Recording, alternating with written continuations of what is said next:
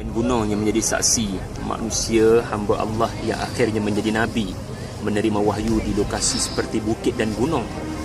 Tetapi di bukit Uhud ini, ia menjadi saksi kepada kepahlawanan dan kebijaksanaan seorang nabi yang memimpin peperangan dan berjaya di dalam peperangan meskipun dia tidak pernah mengikuti mana-mana akademi militeri ketenteraan. Tapi kerana wahyu daripada Allah Subhanahu Wa Taala, Allah memberikan kemenangan. Nabi Muhammad sallallahu alaihi wasallam pernah mengalami detik-detik pahitnya dalam hidupnya. Dan di sinilah Nabi Muhammad sallallahu alaihi wasallam telah menunjukkan aksi kepemimpinan yang sangat tinggi. Apabila kita datang ke Bukit Uhud, kita naik ke Jabal Rumah ini, kita tidak sepatutnya bersedih ataupun meratapi kematian. Perkara yang paling penting adalah mengambil ibrah dan pedoman untuk kita bawa pulang dalam konteks masa. Nabi SAW dalam peperangan Uhud, dalam peristiwa Uhud telah menunjukkan aksi kepemimpinan yang sangat tinggi. Beliau menghadapi pelbagai cabaran dengan tenang. Cabaran yang pertama, kalau kita baca, Nabi SAW telah bermimpi dengan suatu mimpi. Di dalam mimpi itu Nabi melihat pedangnya sumbing dan Nabi memakai baju besi, dan Nabi SAW telah menyembelih unta betina. Ada maksud dalam mimpi ini adalah sesuatu akan berlaku di dalam peperangan Uhud ini nanti.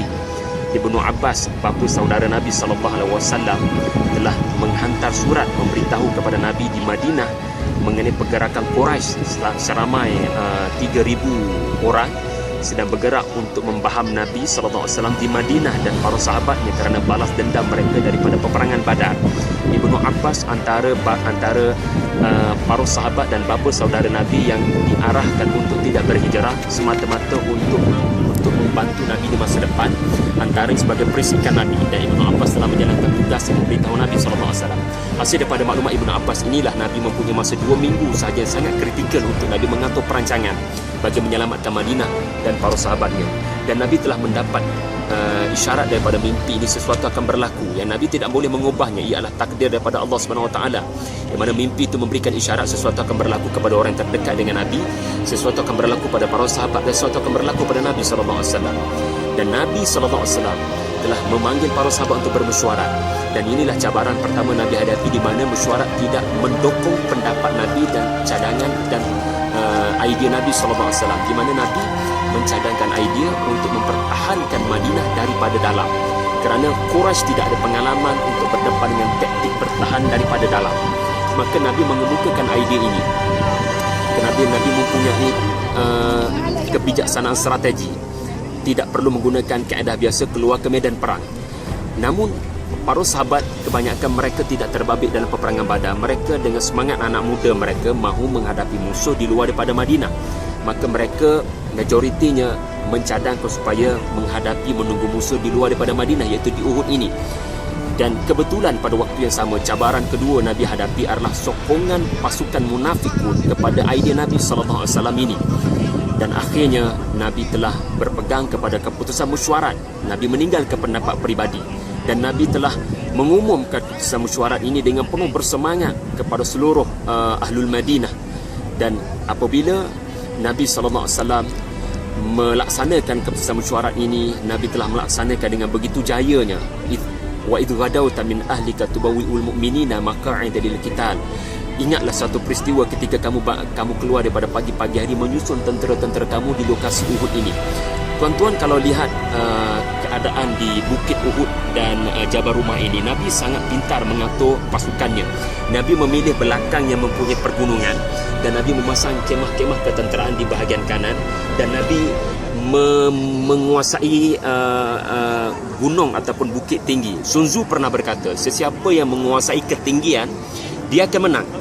Dan Nabi SAW memahami kepentingan ini. Dan ada seorang lagi yang tahu kepentingan ini, iaitu seorang yang tidak pernah kalah dalam peperangan, iaitu Khalid Al-Walid yang berada di pasukan Quraisy.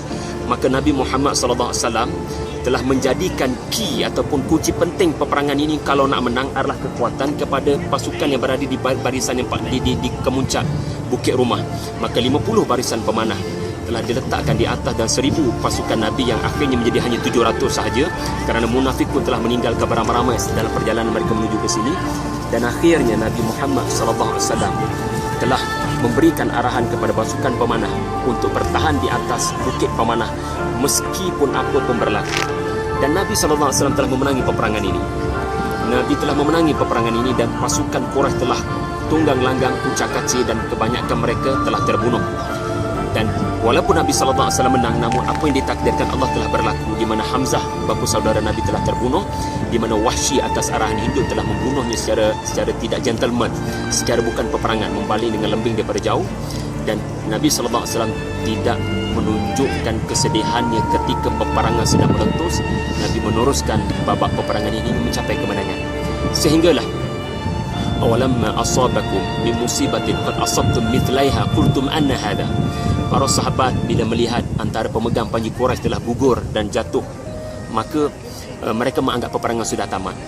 Dan inilah peluang untuk mengambil ghanimah. Keterbiasaan ini sudah ada di dalam jahiliyah dahulu, ada sedikit dipengaruhi, dan para sahabat segelintir mereka telah melupakan arahan Nabi dan arahan Abdullah ibn Jubair. Mereka telah turun mendapatkan ghanimah. Mereka telah mendapatkan ghanimah, dan Khalid Al-Walid sudah bersedia dengan plan B untuk counter attack.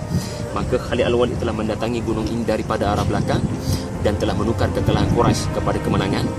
Dan akhirnya berlaku musibah besar-besaran, di mana akhirnya orang Islam, tentera para sahabat juga yang telah terkepung pada waktu ini. Jumlah kematian di pihak tentera Islam telah terbalik, di mana 70 syuhada telah gugur. Dan Nabi SAW menunjukkan aksi kepemimpinan yang sangat tinggi, di mana Nabi Muhammad telah meneruskan kepimpinan peperangan ini, dan dikatakan oleh Syekh Safiur Rahman Mubarak Furi, inilah aksi kepahlawanan Nabi yang paling hebat, di mana Nabi mendepani musuh di hadapan sekali. Dan daripada bila Nabi melihat rumor telah tersebar Muhammad telah terbunuh kerana Nabi telah masuk ke dalam satu lubang yang diperangkap oleh musuh, Nabi telah menjerit memberitahu para sahabat, "Ana Abdullah, aku masih hidup, ana Muhammad." Ya, menyebabkan jeritan Nabi itu telah memberikan satu risiko besar, di mana musuh telah detect di mana lokasi Nabi dan mereka telah menyerang Nabi SAW secara besar-besaran. Di sinilah daripada 11 orang sahabat yang tinggal dapat mempertahankan Nabi, hanya 2 orang saja, antaranya Talha bin Ubaidillah. Dan perang Uhud tidak boleh memisahkan nama besar yang bernama Talha ini. Dia telah mempertahankan Nabi habis-habisan, dan Nabi sendiri telah dipaham daripada belakang, daripada depan, sehingga topi besi Nabi SAW telah termasuk ke dalam pipi Nabi, dan Nabi dipaham daripada depan hingga patah gigi Nabi SAW. Nabi terjatuh ke dalam lubang. Inilah tragedi yang paling dahsyat sepanjang hayat Nabi SAW. Nabi hampir-hampir meninggal dunia, Nabi hampir mati kerana kecederaan. Namun apa yang kita akan lihat adalah Nabi meneruskan kepimpinan dan kepahlawanannya sehinggalah musuh tidak mampu melakukan apa-apa, dan tentera Islam telah berundur ke Madinah.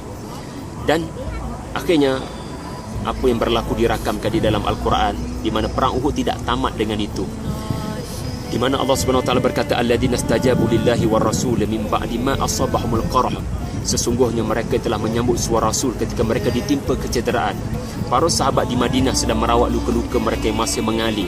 Tiba-tiba Nabi tidak membenarkan masa terbuang. Nabi memberikan arahan untuk meneruskan pertahanan Madinah dengan menyuruh para sahabat menuju ke Hamraul Asad, dan di malam hari diarahkan untuk membakar obor-obor api sebanyak mungkin dengan tujuan untuk mematikan sebarang pergerakan yang berisiko yang kemungkinan akan dipimpin oleh Abu Sufyan sekali lagi untuk membaham Madinah selepas Abu Sufyan begitu bermotivasi di atas kekalahan tentera Islam di Uhud ini.